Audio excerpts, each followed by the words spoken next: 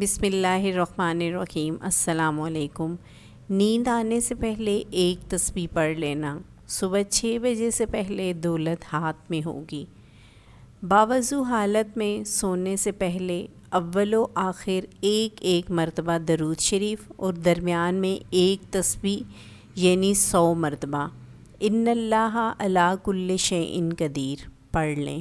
جب آپ یہ تسبیح پڑھ لیں گے تو اسی وقت ہاتھ اٹھا کر اللہ پاک سے دعا مانگیں کہ یا اللہ میری دولت کی اور رزق کی پریشانی کو ختم فرما دے۔ ٹھیک ہے، جب آپ نے رات کو اپنے بستر پر لیٹنا ہے تو وضو کی حالت میں آپ وضو کر کے لیٹ جائیں اور سونے سے پہلے اول و آخر آپ نے ایک مرتبہ درود شریف پڑھنا ہے اور درمیان میں ایک تسبیح آپ نے ان اللہ علی کل شیء قدیر کی پڑھ لینی ہے۔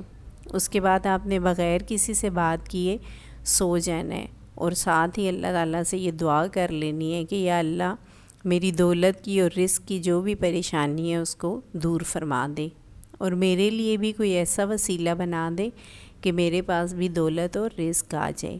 انشاءاللہ یہ عمل کرنے سے آپ کو واضح فرق نظر آئے گا اور آپ کے رزق کی تنگی بہت جلد دور ہو جائے گی۔ جزاک اللہ۔